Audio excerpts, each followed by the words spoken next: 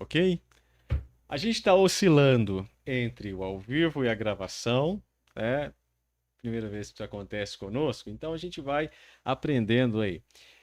Então voltamos ao vivo. A doutora falou aqui sobre os cânceres mais prevalentes no Brasil. Isso vai ser publicado, tá? Esse trechinho da parte que vocês perderam aí vai ser publicado para que todas as informações que estão sendo passadas aqui não sejam perdidas. Mas só para fazer um apanhado, para não ser injusto com você que entrou ao vivo agora, doutora, fala de novo para nós. Quais são os cânceres mais prevalentes no Brasil e as formas de tratamento? Nas mulheres é o câncer de mama, né? Seguido do câncer do trato gastrointestinal, cólon e reto, seguido do câncer de colo de útero. E nos homens é o câncer de próstata, seguido do câncer de cólon e reto, né, do intestino, seguido do câncer de pulmão. Isso excluindo os cânceres de pele e não melanoma, que são bastante comuns. E a gente conversou um pouquinho sobre as formas de prevenção. A gente estava na questão do câncer de colo de útero, Isso. né? Que ele é um câncer que é relacionado à infecção pelo vírus do HPV. Então, é um câncer altamente prevenível. Por isso que eu te falei, infelizmente, ainda é um câncer prevalente no nosso país. Ele é um câncer que é prevalente em países subdesenvolvidos. Né? A gente sabe hoje que nos países que já tem uma vacinação pelo HPV melhor estabelecida, a gente tem uma redução muito grande da incidência. E a melhor maneira de prevenir é através do exame ginecológico, né, do exame preventivo de colo de útero, que consegue detectar alguma alteração, né, que tiver presente ali no momento do exame, antes disso tornar-se realmente um câncer. E ele, em todas as fases, é sintomático?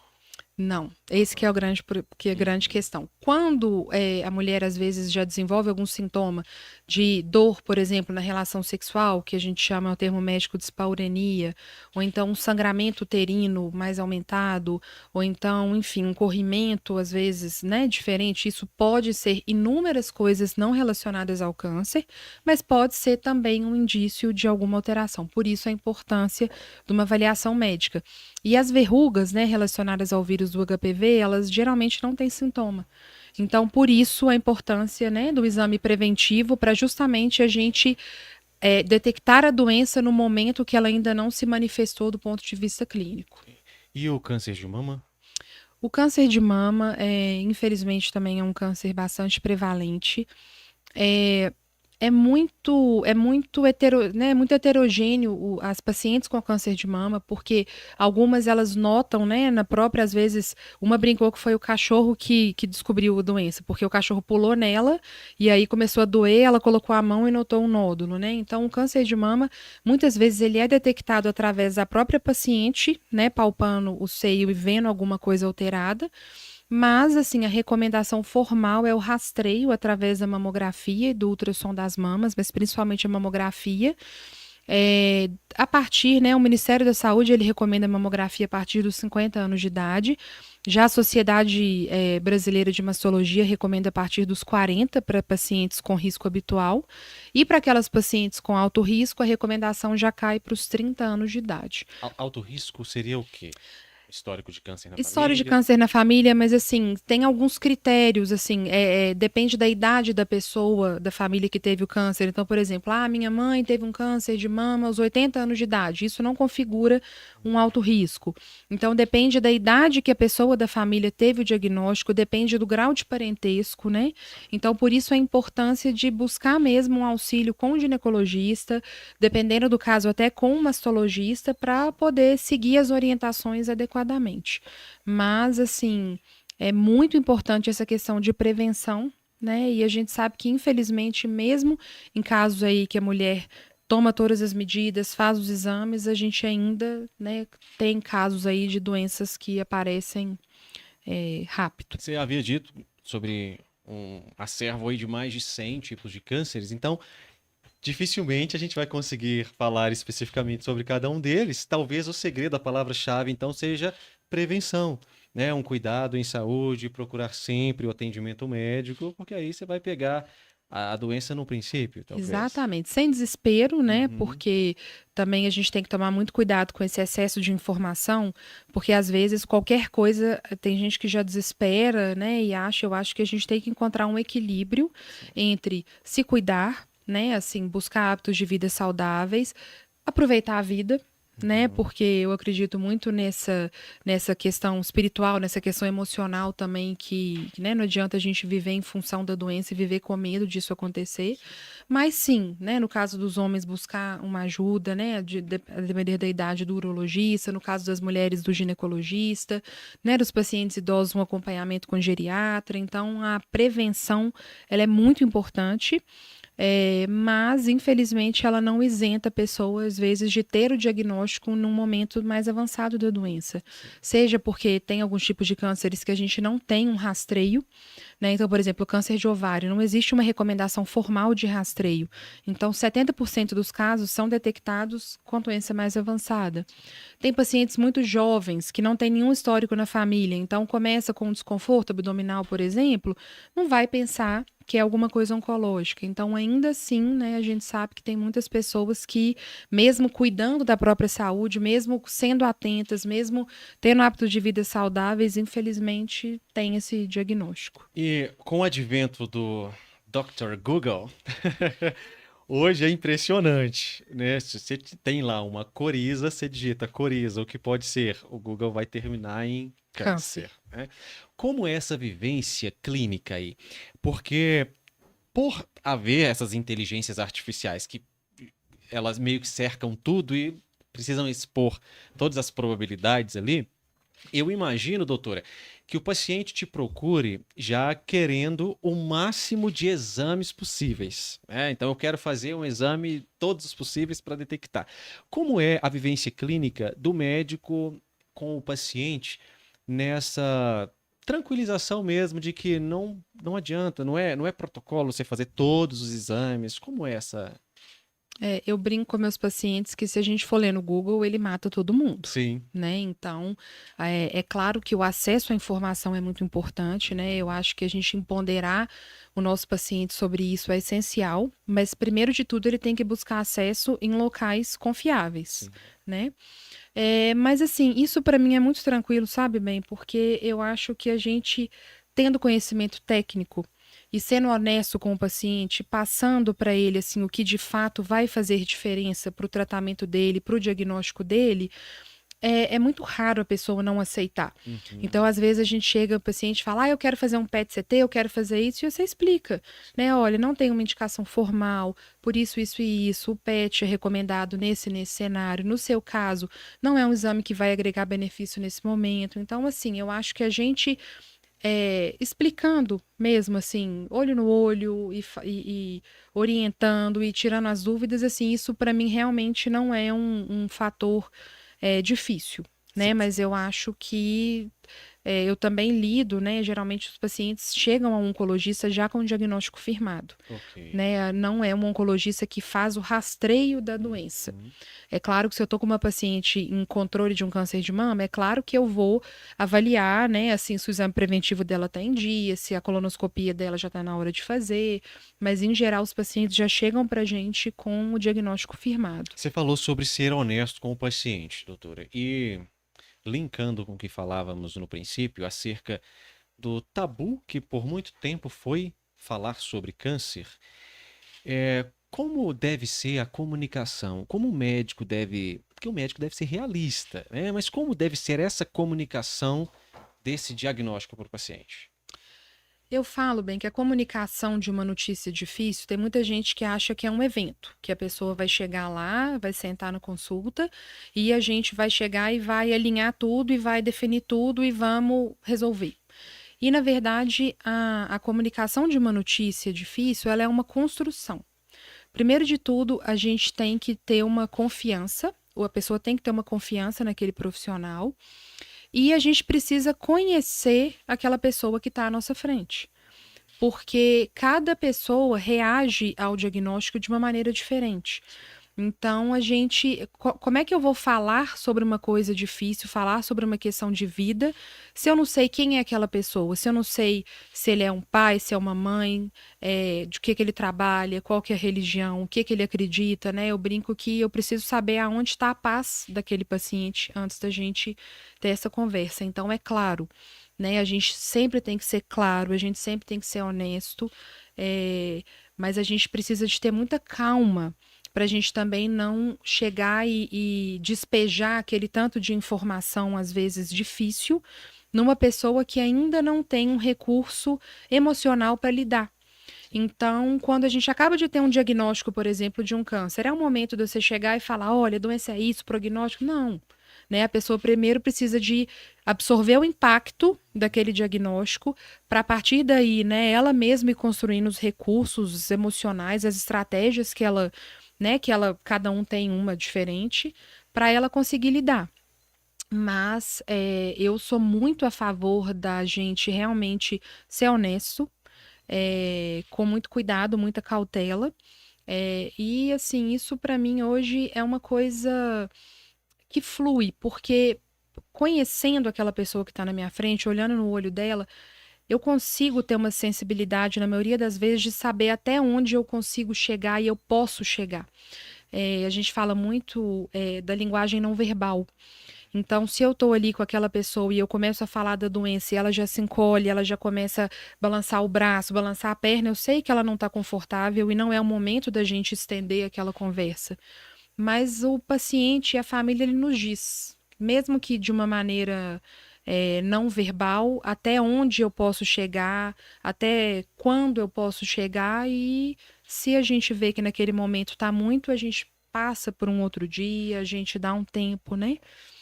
Mas é muito importante a pessoa saber o que que ela está vivendo e saber o que que ela tem, para a partir daí ela decidir o que que é importante para ela. Porque às vezes o que que é bom para mim não é o que que é bom para o bem. Exatamente. Então, se Como que você eu trabalha essa autonomia desse paciente aí? Ou primeiro como de deve ser tudo, trabalhado? igual eu falei, a gente conhecendo a biografia.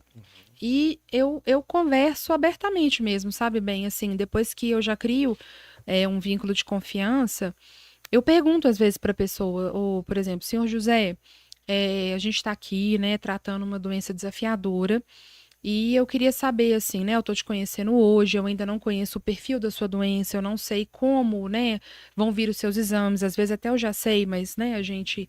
Então, eu queria saber do senhor, assim, à medida que o tratamento for caminhando, o senhor gostaria, né, que a gente sempre conversasse com o senhor sobre isso? O senhor gostaria que eu reportasse isso para sua família? E aí, às vezes, o próprio paciente, não, doutor, eu quero saber tudo, eu quero entender, eu quero saber sobre o meu tratamento. Ou então o doutor fala, não, não quero não. Pode falar com meus filhos, porque eu não tô querendo saber, não. Mas a gente sempre tem, é muito comum, né, no meu consultório, a família chega e fala assim, ai, doutora, ele não pode saber, ele não sabe do que está acontecendo. E essa perspectiva do não saber é uma coisa muito desafiadora, porque alguma Sim. coisa ele sabe, Uhum. né? Alguma coisa esse paciente sabe. Eu tive uma paciente de 15 anos que ele chegou para mim e falou assim, doutora, eu queria que você conversasse com meu pai do lado de fora do quarto, porque eu não quero saber sobre o meu problema. Entendi. E o Então ele pai já tinha tinha. certeza que ele não sabia. É claro que Sim. alguma coisa ele sabia, Sim. né? Então, assim, a sua pergunta em relação à autonomia. Eu vou conhecendo esse paciente e vou vendo até onde ele traz essa demanda para mim do saber. Mas a partir do momento que eu estou fazendo, por exemplo, uma quimioterapia, como é que eu posso fazer uma quimioterapia se eu não sei nada sobre essa pessoa? Se eu não sei Sim. o histórico, se eu não sei os valores, se eu não sei o que que é mais importante. Então, a gente precisa sim empoderar essa pessoa de informação Sim. para ele poder saber o que que esse tratamento está realmente impactando na vida dele. Eu provoco muitos meus alunos na minha aula que eu falo assim: se vocês soubessem que hoje vocês vão viver mais 5 anos, né? Em novembro de 2028, você vai morrer. Certo. Hoje, você faria as mesmas escolhas? Né? Hoje você estaria aqui, por exemplo, véspera de feriado, num Uhum. podcast, ouvindo um podcast? Sim. Você estaria trabalhando o tanto que você está trabalhando? E todos falam que não. Sim. É claro, né? Quem sou eu para saber quanto tempo cada um de nós vai viver?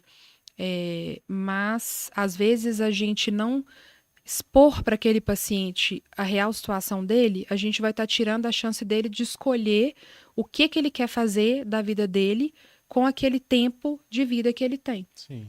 Inclusive, escolher tratar ou não tratar, né? Escolher tratar ou não tratar, Uhum. escolher às vezes o que, né, assim, às vezes dar uma pausa no tratamento para fazer né, alguma viagem que seja importante, ou escolher, às vezes, pedir perdão para uma pessoa que, às vezes, né, a pessoa está relutando, ou escolher, né, estar mais próximo aos filhos. Eu tenho um caso que me marcou muito, no hospital que eu trabalhava do SUS, é uma paciente jovem, ela tinha uns 30 e poucos anos, e ela teve um diagnóstico de um câncer de estômago, um câncer gástrico, uma doença de caráter bem agressivo, sabe? Sim. E ela morava no Vale do Jequitinhonha, né? Para quem não conhece, é uma região bem longe aqui de Belo Horizonte, uma região de difícil acesso à saúde, Sim. geralmente, né? Os pacientes vêm se tratar em grandes centros e ela vinha no carro da prefeitura. E o carro da prefeitura, pela distância, são 12 horas de viagem, né? Sim. 9, 10 horas, era bem longe. O carro, se não me engano, ele saía de lá domingo, chegava aqui em Belo Horizonte na segunda e saía de novo na quarta e chegava lá na quinta. Então, se ela tinha uma consulta de 15 minutos, ela ficava 5 dias fora de casa. Sim. E esses pacientes, eles dormiam, né? A gente tem as casas de apoio do SUS, então eles dormiam, mas obviamente num conforto muito diferente do conforto da própria casa. E aí eu não a conheci, ela internou para alguma coisa simples de ser resolvida. Ela estava fazendo quimioterapia há 3 anos Sim. e uma doença que infelizmente já não tinha uma proposta de cura. Ela já estava na terceira ou quarta linha de quimioterapia. E ela chegou e, assim, a impressão que me deu, né, é que nunca ninguém havia sentado, olhado no olho dela e conversado com ela sobre a questão da doença. Então, eu falo muito sobre a questão da linguagem não verbal, da postura Sim. corporal. Às vezes a gente tá ali no leito do paciente, às vezes o médico chega em pé, com a prancheta, assim, o paciente vai lá, ele tá com pressa, eu não vou. E eu adoro sentar. Sim. Então, eu lembro que eu sentei, né, na poltrona do lado, coloquei assim, né, e falei, me conta, como é que você tá? E me mostrei ali fisicamente, né, emocionalmente disponível para estar Presente, com ela, né? Sim. presente, olhando o olho dela. E ela começou, a gente começou a conversar, e eu perguntei o que que ela gostava de fazer, e eu falei, eu sou também do interior, e, enfim, criando ali um vínculo. E até que chegou um momento que ela teve uma confiança que ela chegou para mim e falou assim, doutora Marcela, posso te fazer uma pergunta? Eu falei, pode. Aí ela falou assim, porque eu acho que as pessoas não estão sendo tão honestas comigo. E eu falei com ela, eu falei, eu vou ser honesta com você. Eu vi que ela tinha ali 3 anos de doença, então ela tinha ali recursos para lidar com o que eu fosse falar. Sim. E ela falou assim, o que que essa quimioterapia está trazendo de ganho real para mim nesse momento? Porque eu sei que minha doença não tem cura, isso eu já entendi. Sim.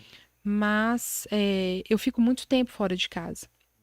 E no caso dela, no cenário dela, ela tinha sido exposta a vários tipos de tratamento e linhas de tratamento, e a doença tinha piorado em vigência delas. Então, naquele momento, era uma quimioterapia com o objetivo de controle de sintomas. Não era uma quimioterapia Ok. que daria mais tempo de vida para ela. Uhum. E quando eu expus isso para ela, ela chegou e me falou, doutora, mas hoje o meu principal sintoma, meu principal sofrimento é estar longe da minha família, estar longe dos meus filhos no tempo que me resta. Então, eu tô vindo aqui a Belo Horizonte, eu fico aqui 48 horas fazendo a quimioterapia, porque era uma quimioterapia que ela ia para casa com infusor, ficava, né, ia para casa de apoio. E ela falou assim: "Então, hoje, o tempo que eu tenho de vida, metade dele eu tô gastando longe da minha família. Então, para mim isso não tá mais fazendo sentido." A gente vai falar um pouco mais daqui a pouco sobre cuidados paliativos, doutor. Eu acho que eu quero até ouvir a sua percepção, mas a medicina, ela ainda é talvez contaminada com o vício do ato heróico, né? Paternalismo. Paternalismo. O médico que às vezes ele quer fazer tudo para porque ele se sente impotente em dizer que fez tudo o que poderia ser feito, mas o resultado cura ali daquela doença não vai chegar, né? Como que você vê isso na medicina? Esse paternalismo, como você está dizendo, essa busca por um heroísmo que acaba causando uma iatrogenia, um sofrimento no paciente. É, eu acho que a primeira coisa que a gente precisa pensar é ressignificar o que que é tudo, Sim. né? As pessoas às vezes encaram tudo como todos os tratamentos, e quimioterapia, radioterapia e tudo que, né, assim, tudo que tiver ao alcance. Se tem uma vaga de CTI, vamos levar para o CTI. Se tem que, vamos, né? E vai nessa busca desenfreada, mas a troco de quê? Então, nessa paciente ali, estavam sendo feito tudo para ela. Uhum. Mas o tudo para ela era estar próxima à família, Sim. né? Então, a primeira coisa, a gente precisa entender o que é o tudo para essa pessoa e o que o tudo vai representar na vida dela. Sim. E, né, igual eu falei, a gente conhecer aquela pessoa que está do nosso lado, a gente conhecer a biografia para a gente fazer o que é melhor para ela. Então, eu como médica, como oncologista, como paliativista, eu estou ali em prol do meu paciente. Né? Então, eu preciso saber o que é sagrado para ele, o que é importante para ele. Eu não estou lutando contra a morte, porque se eu for lutar contra a morte, eu vou ser uma eterna frustrada, porque Já todo é uma mundo luta que aqui, já não é uma nasce perdendo. novidade, né, Aham. que todo mundo um dia Sim, vai morrer. sim. Então, a gente precisa realmente desmistificar esse tabu de que a medicina ela luta contra a morte, Uhum. né? Assim, a minha luta hoje é para eu tentar, se possível, eu dar a cura para os meus pacientes, eu buscar isso, e se não for possível, eu tentar dar o máximo de vida, né, no processo de adoecimento e tratamento que esse paciente tem. Então, é, eu tenho muita dificuldade com esses médicos, né, que se acham heróis e que se acham, né, eu acho que hoje isso caiu por terra. E a custo do sofrimento do paciente, né? E da É, família. e da família, exatamente. Doutora, como funciona, sim, talvez para o médico, para quem estuda medicina, isso seja mais claro, mas para o leigo não. A escolha, ou não é uma escolha necessariamente, mas quimioterapia, radioterapia, essas terapias, como elas são decididas? Se vai ser químio, se vai ser rádio? É, isso é baseado bem na característica do tumor, no estadiamento do tumor. O estadiamento é o tão avançado ele está, e baseado no que essa pessoa tem de condição clínica. Né? Sim. Então, por exemplo, um câncer de intestino num paciente de 20 anos de idade é diferente de um câncer de intestino num paciente de 80. Às vezes, aquele paciente de 20, a gente vai indicar uma quimioterapia mais agressiva, e o paciente de 80, às vezes, não vai ter essa condição. Então, isso é realmente assim, é uma escolha. Os estudos nos mostram, né? Assim, se eu chego com uma paciente com câncer de mama, com, por exemplo, um linfonodo comprometido na axila, eu já sei o tratamento padrão ouro, que a gente fala, né, para esse tipo de doença. Mas aí sim a gente tem que sentar, tem que individualizar, tem que conhecer essa paciente para a gente juntos definir ali o que vai ser melhor. Mas a gente tem hoje terapias-alvo, a gente tem imunoterapia, a gente tem a radioterapia, a gente tem quimioterapia, a gente tem transplante de medula, então a gente tem a própria cirurgia. Tanto esses tratamentos no cenário da doença com propósito de cura, quanto no cenário da doença no tratamento paliativo. Então, isso é uma decisão mesmo técnica médica e que, obviamente, é dividida com o paciente, né? Sempre colocando aí os riscos, os benefícios, para a gente definir aí qual que vai ser a melhor estratégia. E há muita informação irresponsável, né, doutora? Muito. Como que, às vezes, um paciente ele recebe uma determinada informação, enfim, hoje a gente sabe, bom que a informação é mais acessível hoje, mas também perde-se um controle sobre fonte, sobre confiabilidade, enfim. Às vezes o paciente recebe uma informação sobre uma tecnologia ou uma terapia que ainda não está bem definida pela literatura, não tem evidências, e ele chega ao seu consultório e ele fala: doutora, eu quero essa aqui. Eu descobri que isso aqui talvez seja adequado para mim. E quando não é adequado para esse paciente? Como que a oncologista Marcele, que também é paliativista, tem essa abordagem da espiritualidade também. Como que você lida com isso? Eu acho, bem, que é sendo honesto, né? Assim, a gente estuda para isso, então, né, a gente se debruça, estuda e sabe o que tem evidência científica e o que não tem. Então, a gente tem hoje, por exemplo, teve há uns meses atrás aí um boom de reportagens sobre aquela fosfetanolamida. Então, eu tive vários pacientes no meu consultório que vieram pedindo. E você explica. Então, assim, eu sento e eu explico, olha, explico como que funciona um estudo clínico, como que funciona um estudo fase 1, estudo fase 2, o estudo fase 3, como que é a questão da aprovação desse medicamento, do perfil de segurança. Então, assim, a gente não tem que ficar bravo, né? Porque tem, às vezes, médico, mas você tem que parar de ler. Não. Né, esse caso, para esse cenário, para sua doença, realmente a gente não tem benefício. Né? Não existe uma evidência científica que me respalde, que me embase que isso vai ser bom para você. E a mídia, assim, a gente tem que ter muito cuidado, porque às vezes mostra, por exemplo, tem um câncer de pulmão que ele é super, assim, traiçoeiro, porque ele responde muito bem ao tratamento de quimioterapia e quando a gente vai repetir a tomografia, a gente vê que ele desapareceu. Hum. Mas a gente sabe que é um tratamento que não tem proposta de cura. É uma doença que não é curativa. Mas você faz uma tomografia, você não vê nada. É mesmo? Sim. E aí a gente fala, a pessoa está em remissão e a Ok, gente sabe que em questão de pouco tempo essa doença vai voltar de uma maneira entendi. agressiva. E aí, às vezes, a pessoa pega e fala assim: quimioterapia curou essa pessoa, porque às Hum. vezes não vê no exame de imagem e usa o termo cura. Sim. Então, existe mesmo informações muito irresponsáveis e que fazem isso justamente para vender. Né? Sim. Mas assim, eu falo que eu fico brava assim com isso porque gera sofrimento, né? A pessoa que está Expectativa. ali, né, como a pessoa em tratamento de câncer, a gente Sim. já sabe que a família muitas vezes sofre muito, né, assim, Uhum. junto com o doente. E às vezes cria uma falsa esperança, uma falsa ilusão de um tratamento milagroso e que não existe, né? Mas Exatamente. assim, para mim é uma coisa tranquila, a gente precisa mesmo explicar. Por que alguns cânceres, eles têm uma evolução mais rápida, outras uma evolução mais lenta? Por que isso acontece? É pela característica mesmo da própria doença, né? A gente tem cânceres que se dividem muito rapidamente, a gente tem cânceres que são indolentes, que a gente fala, né? Eu tenho pacientes que às vezes têm um câncer de próstata que eu brinco com eles, eu falo assim: você vai morrer com esse câncer e não do Uhum. câncer, porque Sim, às vezes é uma doença que ele vai viver o resto da vida dele, conviver com a doença e às vezes não vai dar problema nenhum. Então, isso vai muito mesmo do diagnóstico, né? sim. Assim, do resultado da biópsia, do que o diagnóstico histopatológico conta, de onde que a doença começou. A gente tem algumas regiões que a doença vem de uma maneira mais agressiva, a gente tem algumas que a doença vem de uma maneira menos agressiva. Então, isso realmente eu brinco que a gente pega o câncer e coloca no mesmo pacote, mas assim, é muito individual. Por isso Sim. a importância, né, de a gente sempre conversar com o Uhum. médico especialista, com o médico oncologista, para entender, porque o câncer de mama que você tem é totalmente diferente do câncer de mama da sua vizinha. Sim.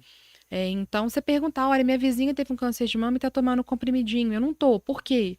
E aí você Uhum. explica, olha, é por isso, né? A doença dela provavelmente é dessa maneira, a sua é dessa maneira. Então, Tratamento né, individualizado. nada como acesso à informação e Sim. ter liberdade de perguntar.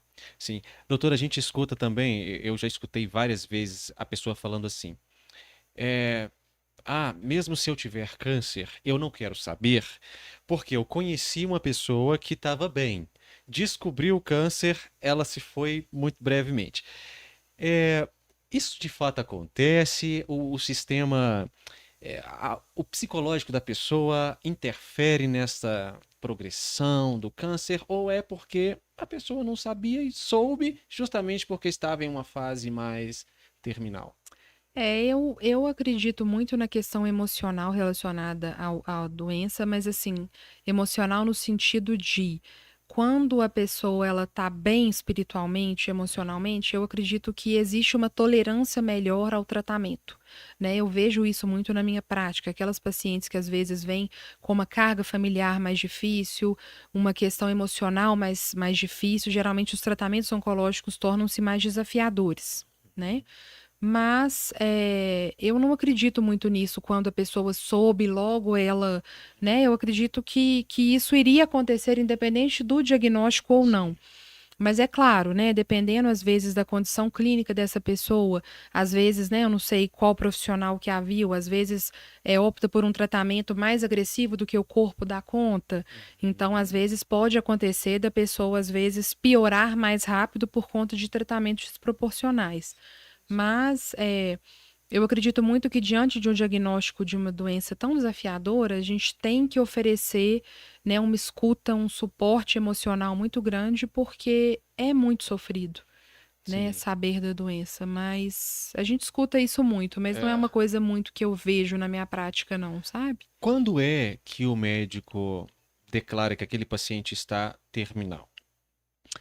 Eu não gosto muito dessa palavra Ok. terminal, né? Assim, Uhum. porque terminal, o que que é uma pessoa terminal? É uma pessoa que vai morrer?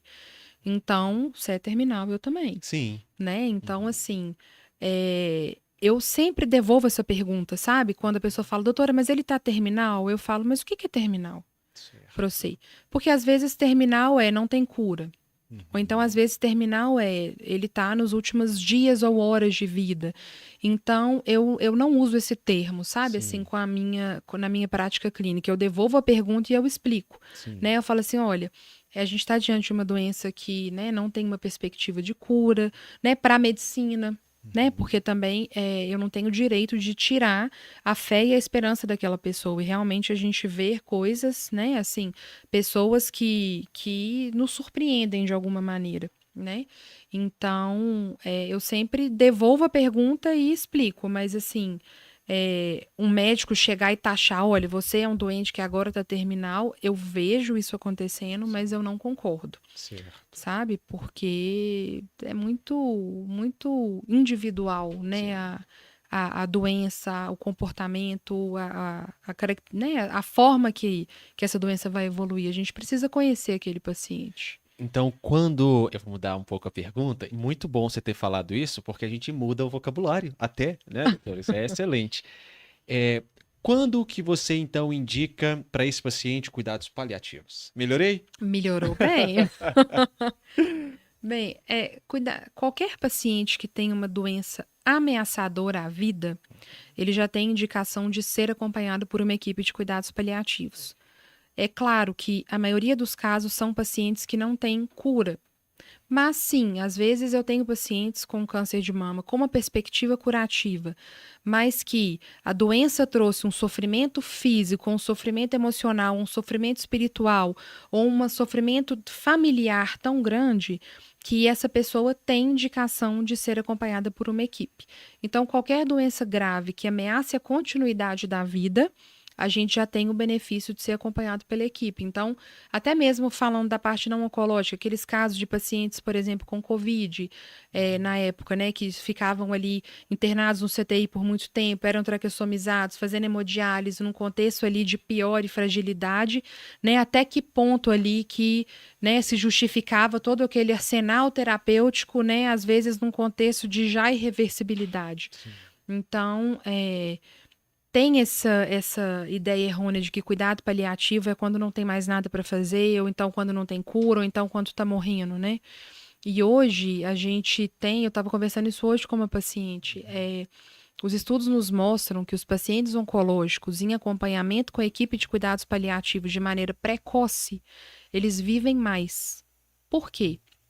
Porque eles têm a dor melhor controlada, eles têm um sofrimento que é cuidado, eles têm um suporte espiritual, um suporte familiar. Então, a gente ser cuidado, a gente ser ouvido e a gente viver bem faz com que a gente viva mais. Sim. Então, Então, o que seria cuidado paliativo? É isso tudo que você falou aí. cuidado paliativo é uma abordagem, né, multidimensional, Uhum.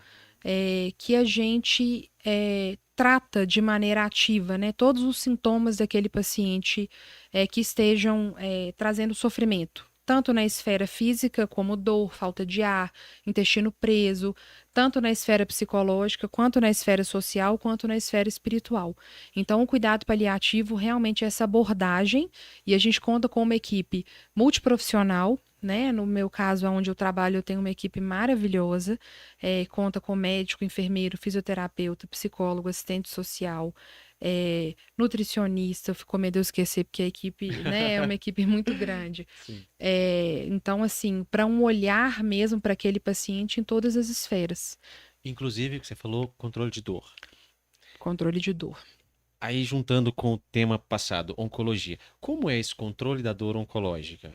Primeiro que as pessoas falam que tentam associar o câncer à dor, É. né? E tem esse tabu de quem tem câncer tem dor e não tem jeito, né? Uhum.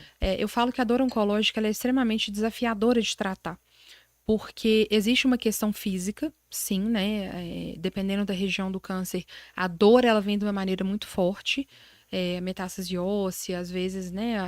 O lugar da doença desse paciente é um lugar ali que gera muita dor, mas existe um componente emocional que pesa muito, porque a dor, ela tá, né? A partir do momento que vem a dor, ela faz aquele paciente lembrar da doença. Então, a dor remete ele ao câncer, remete ele ao medo, remete ele à própria finitude. Então, a dor vem acompanhada de um sofrimento muito grande. Eu usei essa analogia hoje na minha consulta. Se a gente pegar duas pacientes, a gente não tem como mensurar essa dor, mas se a gente tivesse, né, se a gente fosse possível saber que a dor das duas pacientes é exatamente igual, a dor física, mas uma delas tem um câncer de colo de útero e a outra está com uma cólica menstrual. A dor física pode ser a mesma, mas será que a maneira que elas vão interpretar essa dor é igual? A paciente com cólica menstrual, ela vai pensar, nossa, eu não vou conseguir trabalhar amanhã. E a paciente com o diagnóstico de câncer de colo de útero, ela pensa, será que eu vou ver meu filho crescer? Então, a maneira que essa dor é interpretada já por si só já é muito diferente. Então, a abordagem da dor oncológica é uma abordagem que passa pela questão do suporte físico, claro, né? A gente usa medicamentos, a gente não tem tempo para errar muitas vezes, então a gente precisa realmente ouvir esse paciente, escutar a dor dele, e tratá-la de uma maneira muito proativa. Mas a gente também precisa enxergar como que a dor interfere no dia a dia desse paciente, né? Porque às vezes a gente vai ver que a dor exacerba no momento ali que ele está indo fazer um tratamento, então a gente sabe que tem um componente também emocional que a gente precisa intervir. Mas uma coisa que eu falo, assim, a gente sempre tem como tratar a dor. Então, isso de paciente que tem câncer tem dor, eu fico revoltada, sabe? Eu acho que pode ser que a gente precise lançar a mão aí de tratamentos intervencionistas, pode ser que realmente sejam dores mais desafiadoras, mas eu não me conformo aí de quem fala, tem dor e não tem jeito. Sempre a gente tem como cuidar. E você trouxe a estatística, né, doutora? O paciente em cuidados paliativos, ele vive mais, né? Porque eu até conversei com a doutora Marcele Zoni, que veio aqui, geriatra, e a gente falava sobre isso. Como a gente usa muito o termo paliativo no Brasil para outros contextos, quando a pessoa escuta cuidados paliativos, parece que é uma coisa assim, fazendo por Um fazer. jeitinho, né? Exato. E É. não é cuidado, É. né? E o termo paliativo é até bonito, vem do pallium, do latim, que é aquela capa do cobrir, do cuidar, do Uhum. aconchegar, sabe? Sim. Então, as pessoas realmente elas interpretam de uma maneira errada.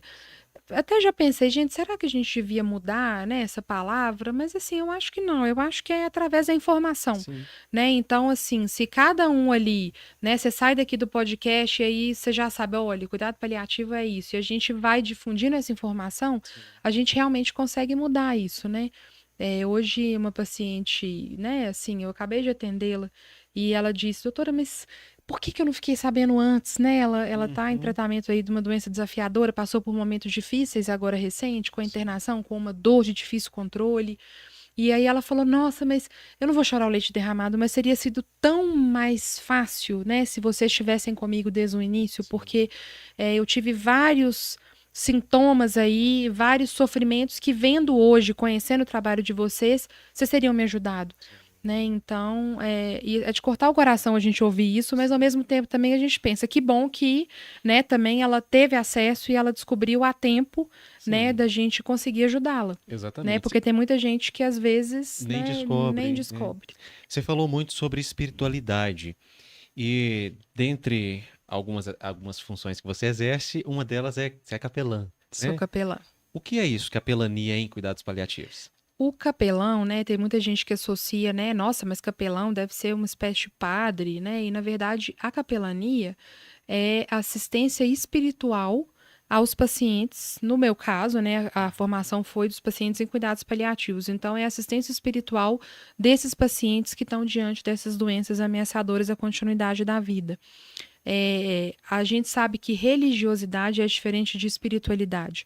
Então, é claro, o Brasil é um país predominantemente católico, né? A gente sabe que a gente tem muitas pessoas que são religiosas, mas a gente tem uma diversidade de religiões, né? E que a gente precisa entrar nisso também na nossa prática clínica, porque tem estudos mostrando, não estudos brasileiros, mas mostrando que 98%, esse no caso é brasileiro, dos brasileiros se auto-intitulam católicos. Como que a gente não traz isso para a nossa realidade, né? Então, quando a pessoa está com o diagnóstico de um câncer, o sofrimento espiritual ele se exacerba muito, né? Algumas pessoas elas passam a questionar por que eu estou passando por isso, passam a questionar Deus, passam a ter um sofrimento muito grande e a gente precisa ter o conhecimento para a gente conseguir também abordar essa paciente em sofrimento espiritual. E essa abordagem espiritual, você percebe um resultado mais positivo na evolução desse paciente? Muito positivo, muito positivo. Eu brinco que os meus pacientes mais espiritualizados, eles não são religiosos, Uhum. né? Mas eles têm uma fé muito grande, eles têm ali uma crença muito grande em alguma força maior, e cada um ele demonstra a espiritualidade da maneira dele. Tem gente que é através da natureza, tem gente que é através da arte, né? Tem gente que é através da religião. Mas eu acredito muito nessa potência, nessa força da espiritualidade, e eu não tenho dúvida nenhuma de que a pessoa descobrindo um propósito, ela vai ter mais recursos para conseguir lidar com aquilo, né? Eu mesmo passei por isso, assim, recentemente a minha mãe estava internada, a gente estava no pronto-socorro, e de madrugada, e assim, um frio, e o pronto-socorro lotado, e ela sentadinha, deitadinha na maca, a gente esperando a vaga para internação. E aí eu tava, isso era 3 da manhã, eu tava exausta, e como filho pequeno, enfim. E aí eu cheguei para ela, olhei no fundo do olho dela e falei assim, ô mãe, por que que você tá passando por isso? Mas que raiva, nossa, mas por que você? Aí ela olhou para mim e falou assim, minha filha, mas por que não eu? E aí foi aquele tapa na cara, né? Que eu falei assim, é isso, né? Então, por que não eu? Então, a gente conseguir, né? Assim, aí foi curioso porque aí logo a gente internou e aí a gente subindo para a ala de internação, eu vi um bebezinho de 1 ano e meio carregando aquela suporte de soro da Sim, quimioterapia dele, sabe? sim. Uhum. E a mãe atrás, assim, com aquela cara de desespero, e eu olhei e falei, gente, é isso, né? Todo Sim, mundo tem as, as, as batalhas, né? Alguns têm umas batalhas exatamente. mais desafiadoras do que o outro, mas ali eu me vi assim, foi curioso, porque aquela fala dela caiu pra mim realmente como, gente, eu vou parar de Sim, questionar, né? sim. Não é meu papel questionar por Uhum. quê. O meu papel é a gente enfrentar e ver o que que a gente pode fazer para que tudo flua da melhor maneira possível. E aceitar também que você tem direito também nesse processo de sentir raiva, Sim, né? sim. E tá tudo E bem, tá tudo bem. né? Eu É. falo que a gente tem que ter direito de falar o que a gente está pensando, a Uhum. gente tem que ter direito né? Então eu brinco com meu marido que às vezes para ele é difícil porque eu chego às vezes e despejo aquele tanto de coisa difícil, né? Assim, principalmente quando a minha mãe teve o diagnóstico, né? E a recidiva, mas tá tudo bem. Eu acho que a gente precisa ser ouvido, ser Sim, acolhido e buscar suporte, né? No meu caso, né, assim, eu busquei um suporte de terapia, eu busquei apoio do ponto de vista espiritual, então eu busquei apoio na minha família, busquei apoio nos meus amigos e hoje, assim, eu lido com isso de uma maneira muito mais tranquila porque eu busquei ajuda. Então, assim, é possível, sim. né? É difícil, mas é possível sim a gente tentar levar isso com um pouco menos de, um pouco mais leveza, talvez a palavra seja leveza. Você me deu liberdade de abordar esse tema, doutora, então eu faço com muito respeito. Você, médico oncologista, paliativista, foi atravessada na sua família por um diagnóstico de câncer, né? É. Como você lidou com isso? Como tem lidado? É mais difícil para um médico ou é mais fácil? Para você, né? É difícil generalizar, né? Para você, como médica, foi mais difícil ou mais fácil, você acha? Assim, é difícil a gente falar, porque eu até brinco com a minha mãe que eu falo, mãe, eu sempre gostei de oncologia. E eu fiz oncologia porque eu nunca tive nenhum caso de câncer na família. Então eu brincava, falava assim, eu nunca vou ter que lidar com isso na família. E você me arruma um câncer? Pelo amor de Deus, né? Sim. Então lá em casa a gente é muito brincalhão, a gente tenta levar as Uhum. coisas com muita leveza, mas para mim foi muito difícil, porque realmente é uma coisa que não estava nos meus planos, né? E eu tenho um vínculo muito forte com a minha mãe. E eu sempre tive muito medo, assim, de perder ele. Minha mãe tem vários problemas de saúde, problema cardíaco e tal. Então, o meu marido até brinca que eu matava minha mãe todo ano, que eu ficava, nossa, agora será que ela vai ter? E aí, assim, realmente, o diagnóstico dela veio como uma rasteira mesmo, sabe? E foi num momento muito desafiador. Eu tô com uma bebezinha pequena, né, de 8 meses. E eu tive 4 abortos antes dela. 4 perdas gestacionais muito sofridas. E o resultado da biópsia da minha mãe saiu no momento que eu tinha acabado de descobrir o meu 4º aborto, que a minha 4ª gestação não iria para frente, que foi no ano passado, né? Então foi um momento ali de muito sofrimento, muita dificuldade, né?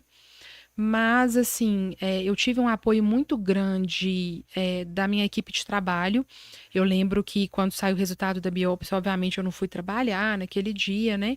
E aí depois, no outro dia, eu fui trabalhar. E aí eu cheguei, meu primeiro paciente era 8 horas, e aí eu cheguei, sentei e falei com o pessoal, gente, e aí, cadê? Né? Aí as meninas todas, né, da equipe dos cuidados entraram, fecharam a porta e falaram, a gente desmarcou, a gente agora quer saber de você, como é que você tá? Então eu fui recebendo, sabe, todo esse suporte, todo esse carinho, todo esse acolhimento, e isso me fez construir recurso para realmente lidar. É, foi muito difícil, ainda é muito difícil, mas assim, com muita relutância, né, eu me recolhi realmente a saber que eu não tenho controle, né? Então, assim, eu busquei, né, um médico, assim, que eu confio nele de olhos fechados. E no momento da consulta, no momento, eu sou filha, eu não sou a doutora Marcela. Uhum. E quando eu tento ser a doutora Marcela, ele já me Opa. corta, sabe? Aham. Sim. Quando a minha mãe internou com uma infecção, eu liguei pra ele e falei, qual antibiótico? Ele falou assim, eu não vou discutir isso com você, ele é muito brincalhão também, Aham. sabe? Sim. É uma pessoa fantástica. E ele falou: não vou discutir isso com você. Você é filha. E aí ele me coloca no meu lugar e eu já aceito. Então ali eu me permito ser filha, Filha. E né? E faz me bem, né? permito, faz bem. E assim, eu brinco que eu sou aquela louca, aquelas filhas que chora. Quando Sim. a doença dela voltou agora esse ano na consulta, o médico quase não conseguia falar, porque eu só chorava. Minha mãe, minha filha, pelo amor de Deus, se for ficar desse jeito, eu vou te tirar da consulta, né? Porque você tá aqui porque você é médica. Porque eu só chorava. Então, Sim. assim. Uma coisa que a minha terapeuta me disse, a gente tem muito aquela música, é, levanta, sacode a poeira e dá a volta por cima. E eu ficava muito focada nisso. E aí ela trouxe pra mim, Marcela, você já ouviu essa música? Já prestou atenção no trecho anterior? Eu falei, não. Aí ela falou, reconhece a queda, mas não desanima. Então Uau. foi isso que eu fiz. Assim, eu me permiti, eu adentrei a esse sofrimento. Na terapia eu trabalhei assim o que de pior pode acontecer, Uhum. né, com isso. Então, assim, é uma coisa que eu venho lidando. Reconheci, né, o melhor cenário, o pior cenário. Mas a minha mãe hoje está aqui, ela está bem, ela está fazendo o tratamento. A gente está passando por diversos desafios, Sim. mas ela está até hoje lá com a minha bebezinha. Mas assim, ela está aqui. E a minha terapeuta também me falou uma outra coisa que, né, por isso que eu falo da importância da gente ser cuidado, né? Então eu Sim. tô me permitindo ser cuidada. E ela usou um termo bem bacana pra mim, porque eu ficava assim: será que minha mãe vai estar aqui, sei lá, num tal dia? Será que. E aí, quando eu via, minha mãe estava ótima tomando um vinho Uhum. com meu marido e eu no Sim. quarto chorando. Sim. E aí ela virou pra mim e falou assim: Marcela, tem uma frase que me marcou muito, né, na minha análise quando eu fiz, que é: quem fica com o que perde, perde o que ganha. Então, você está focando no que você pode perder, que você nem sabe se você vai perder. Uhum. Então, olha o que você está ganhando, né? Sim. A sua mãe, com todos esses problemas de saúde, ela está aqui, ela conheceu a Lara, ela está aqui cuidando dela, ela te ajudou nesse momento aí, né, do seu puerpério. Ela está aqui. Sim. Então, isso virou um lema para mim. Então, hoje, assim, é uma doença que existe uma perspectiva curativa, né? Uhum. Então, eu sou muito realista em relação a isso. É claro que é uma doença agressiva, a gente tem aí alguns desafios pela frente, mas assim, eu não tenho esse controle, Sim, Então, eu não me sinto impotente, eu sei que é uma impossibilidade. sim. Então, eu confio, eu entrego, eu Uhum. curto e, assim, vamos ver, né, o que que a vida nos reserva. E olha só, a gente foca muito, num caso de um paciente oncológico, por exemplo, no cuidado do paciente, que é muito importante, né? Certamente ele é o paciente. Mas ao redor desse paciente existem também os familiares, os cuidadores, que muitas vezes estão sobrecarregados psicologicamente. Como abordar essa sobrecarga do cuidador? Pois é, a gente tem que ter um olhar para essa família e para esse cuidador, né? Então, uma das esferas do cuidado paliativo é esse olhar para a família, porque muitas vezes a família precisa de mais acolhimento e mais suporte do que o próprio paciente. Então, isso é uma coisa que o próprio profissional de saúde, ele tem que ter essa sensibilidade. E eu tenho, né? Meus pacientes até teve, né? Eu brinco, às vezes eu faço receituário para os familiares, né? Tem uma que eu coloco lá, receita, ir ao clube uma vez por semana. Sabe? Então eu sei Legal. o que que é importante para aquela pessoa e a gente tem que ter esse olhar, Sim. né? E eu tive esse olhar assim para mim quando a minha mãe teve o diagnóstico de que eu tinha que assim seguir, né? Uhum. Então, assim, eu estava ali com uma filha pequena, no caso, né, da recidiva desse ano. Então, eu tinha que, de alguma forma, ser cuidada, né? Então, eu me permiti ser cuidada.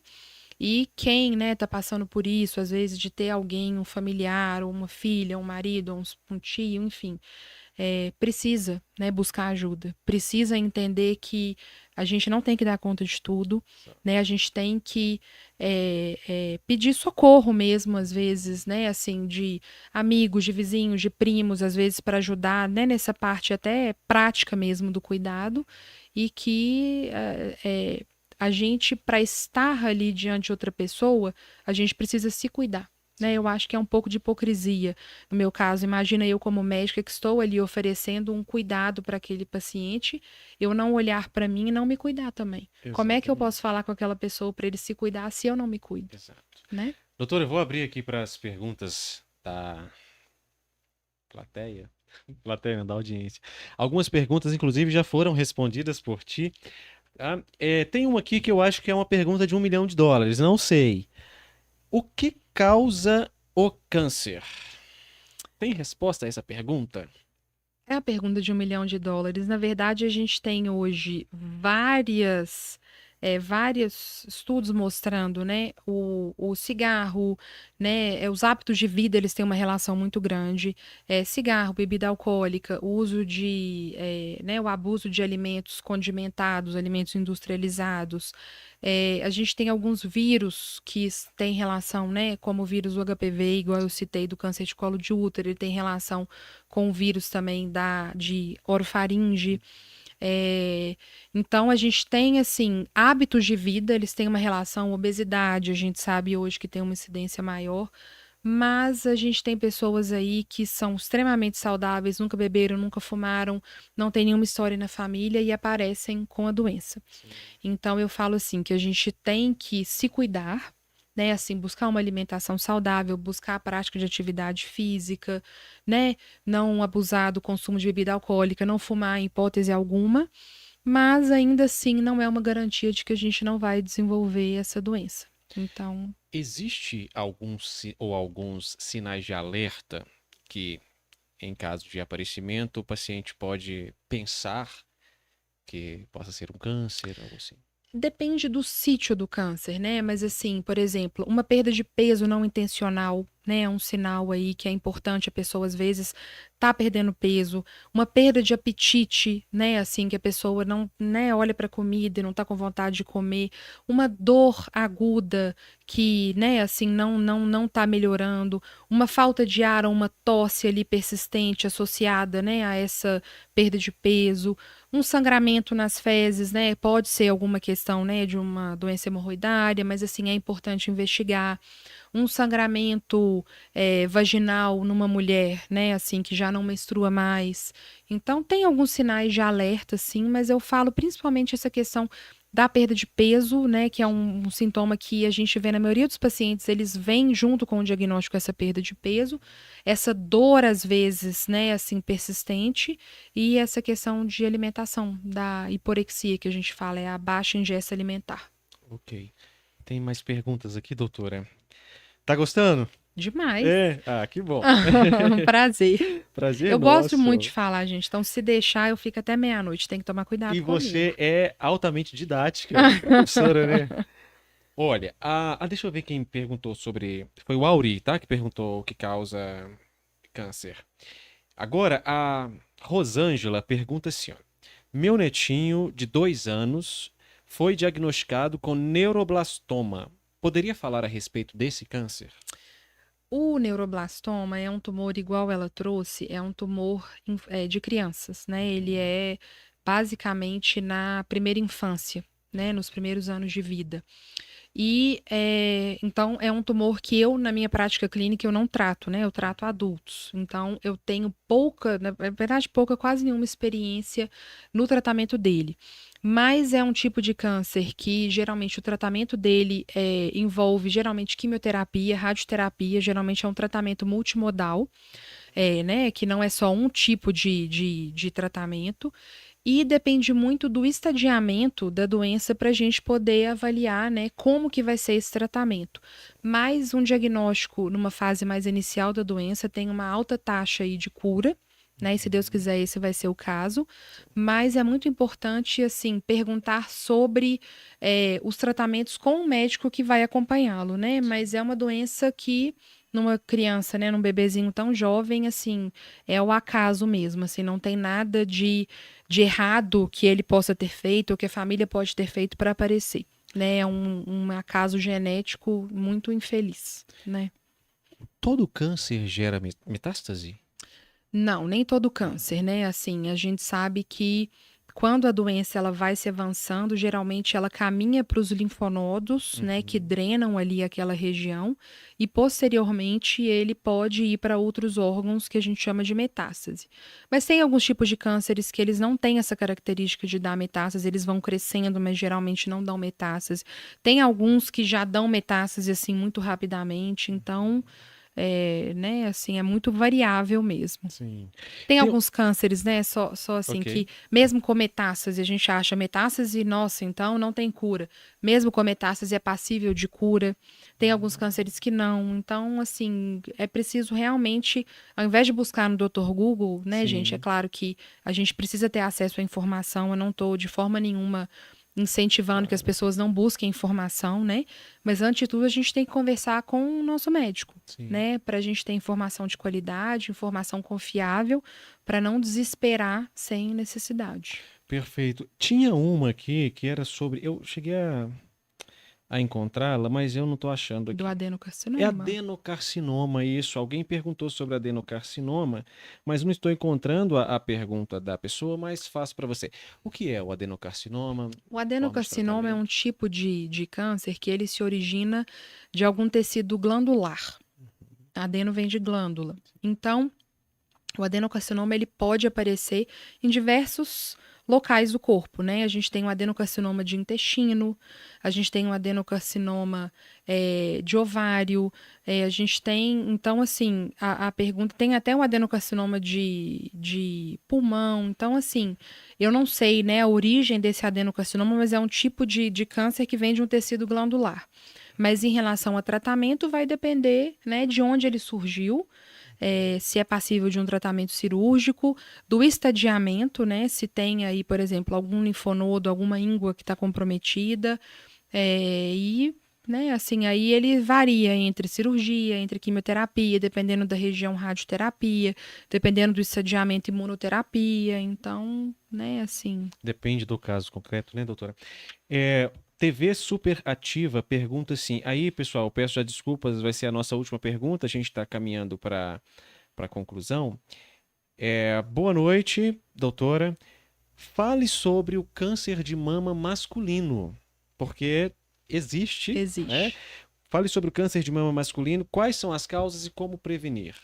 As causas são muito semelhantes mesmo, assim, ao câncer de mama feminino no sentido de, no caso do câncer de mama feminino, tem a questão da exposição, né, aos hormônios estrógeno, progesterona que a própria mulher fabrica. mas o homem, ele tem a glândula, né? Ele tem a glândula mamária. Então, assim, os fatores de risco são semelhantes: obesidade, questão de atividade física, mas assim, eu tenho poucos casos de câncer de mama em homem e assim, a gente não encontrou uma causa genética, Sim. né? Assim, é uma coisa que realmente vem ao acaso. Como prevenir? No caso de homem, não existe essa recomendação formal de mamografia, ultrassom de mama, né? Mas é o homem mesmo ele se tocar e ele ver se ele notar algum. Como o homem não tem essa mama volumosa, acaba que qualquer nódulozinho na mama é muito mais facilmente perceptível.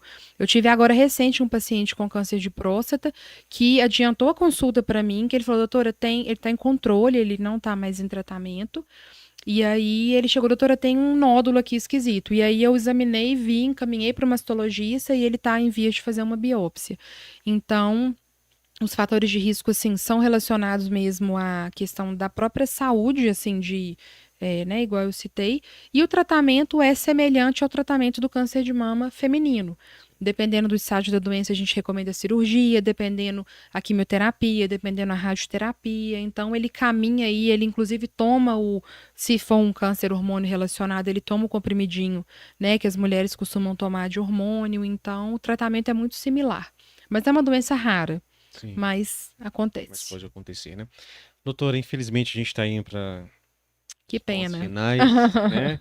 Certamente você será convidada novamente. Vai ser um prazer, Eu bem. sempre digo que nesse primeiro bate-papo a gente faz esse apanhado mais geral, né? E depois a gente convida novamente o especialista para tratar aí de um tema mais específico, que a gente possa especificar melhor. Mas vamos lá então, doutora. Eu quero fazer uma pergunta para ti e aí você já deixa um recado para nossa audiência. Eu quero juntar as suas duas especialidades aí, né? Oncologia e cuidados paliativos, com a pergunta: a pessoa descobriu um câncer. É o fim? De jeito nenhum. De jeito nenhum. Né? A gente tem muito o que fazer, a gente tem muito o que ajudar essa pessoa, a gente tem muito o que oferecer em termos tanto de tratamentos de terapia modificadora de doença, como em dar um suporte para que aquela pessoa viva da melhor maneira possível. Né? Não é um fim de forma nenhuma. Eu acho que o câncer, ele todos nós vamos morrer um dia, a gente sabe, mas a partir do momento que aquela pessoa tem o diagnóstico de câncer, ela é como se a janelinha da morte ali abrisse e ficasse rondando aquela pessoa. E quando a gente não olhar para isso com honestidade, perguntar para a morte o que que ela tem de mais importante sobre a vida, né, a gente não vai conseguir ajudar essa pessoa. Então, é possível sim, diante de uma doença grave, aquela pessoa ressignificar todo o processo, aquela pessoa, às vezes, enxergar a vida de uma maneira diferente, aquela pessoa viver melhor, às vezes, né, mesmo diante de uma doença tão delicada. Então, assim, não é o fim, né? Assim, busquem ajuda, busquem, né, profissionais que vocês se sintam acolhidos, que vocês sejam ouvidos, que vocês tenham liberdade de perguntar, né? Porque sempre, sempre, sempre, eu sempre falo isso, sempre tem o que ser feito, né? Aquele médico que chega e fala, não tem mais nada para fazer, me dá até arrepios, porque sempre a gente vai ter algo a oferecer. Sim. Ótimo. Você que assistiu aí, se receber um diagnóstico como esse, tenho certeza que você pode se interessar por se consultar, ser paciente da doutora Marcela. Como essa pessoa te encontra, doutora? Bem, hoje eu trabalho aqui em Belo Horizonte, no grupo da Oncoclínicas, que é o maior grupo de oncologia da América Latina. Trabalho em duas clínicas aqui, a Oncocentro e a Oncobio. E eu tenho um Instagram, né? As pessoas podem me procurar lá, podem também ligar para o grupo, né? Para poder agendar uma consulta. Eu atendo diversos planos de saúde, atendo também particular. E no meu Instagram tem lá as informações e podem me procurar lá que eu direciono. Qual é o Vai ser seu um arroba, prazer. doutora? @doutora.marcela.mascarenhas. Ok, doutora Marcela. Eu sigo, tá, gente? Eu só quero mostrar para vocês. Tô voltando de licença maternidade, meu Instagram tava um pouquinho parado, né? Sim. Mas eu busco ali sempre trazer muitas informações e dividir muitas coisas. Então, assim, tô voltando aí com gás total e super disponível aí. Perfeito, gente. Então é doutor, dra.marcela.mascarenhas. E tem umas postagens aqui bastante interessantes, né? Inclusive, você fala aqui sobre distanásia, sobre prolongar a vida, um tema bem interessante. E aí é isso mesmo que eu estou fazendo com vocês. Eu estou gerando curiosidade para vocês irem lá pro Instagram da doutora, porque de verdade tem algumas coisas aqui que eu quero abordar no próximo encontro. O papel da morfina, por exemplo. Ah, bem, tem tanta coisa bacana pra gente Não conversar. De tem? verdade, não, Ok. acho que quando a gente ama o que a gente faz, né, Sim. assim, é um prazer mesmo, assim, falar sobre isso. Ótimo. Então, quando a gente te convidar, você volta? Volto com todo prazer. Muito obrigado, doutora Marcela. Obrigada, Foi um bem, prazer, boa viu? noite. Obrigado pelas informações. Vocês que acompanharam, muito obrigado. Gente, não faz sentido recebermos informações tão preciosas quanto essas e guardarmos apenas para nós. Então, compartilhem essas informações, né, com um paciente ou com quem não seja um paciente também, né, porque é sempre importante que, com certeza, essas informações chegarão aonde precisam chegar, né? Então, como você compartilha os conteúdos? Você pode mandar o link, né? Você pode divulgar o Instagram da doutora, né? Pode divulgar o RotaMed. No meu próprio Instagram, Repórter Ben Mendes, haverá cortes lá também, porque nem todo mundo consegue tempo na agenda para assistir ao podcast inteiro. A gente entende isso. Então, qual é a solução que nós encontramos? Todo esse podcast vai ser publicado. Então, quem tem tempo vai assistir. Eu e a doutora Marcela falando aí por 1 hora e 17 ou 1 hora e 20 minutos. Só que você que não dispõe de muito tempo, o que você faz? Você vai lá no canal que a gente está criando agora, que é o RotaMed Podcast, e nesse canal haverá cortes. Então, a doutora falou aqui sobre cuidados paliativos. A gente vai fazer um corte sobre cuidados paliativos e coloca lá. A doutora falou também sobre capelania em cuidados paliativos. Estará lá. Fatores de prevalência do câncer, enfim. Haverá corte sobre tudo isso que foi dito aqui para facilitar que você, que dispõe às vezes só de 15 minutos por dia para assistir, assista, tá certo? Então, você que não é inscrito ainda no canal, vá lá ao RotaMed Podcast e encontre essas informações. Muito obrigado a todos que acompanharam. Mais uma vez, peço desculpas à doutora também, pelos aqueles problemas técnicos de princípio, mas programa ao vivo, infelizmente, isso acontece. Tentaremos que não aconteça novamente. Muito obrigado a todos, muito obrigado à produção, que aqui acompanham e fazem com muita competência. Muito obrigado, Binho, que está aí por trás das câmeras. A toda a nossa audiência, agradeço. Agradeço ao meu pai e minha mãe, que certamente está assistindo, doutora.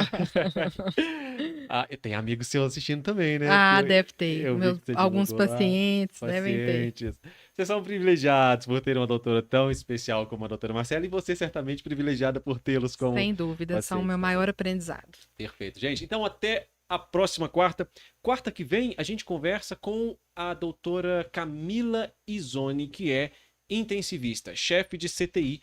Então, também haverá muitas informações a serem partilhadas. Muito obrigado, boa noite.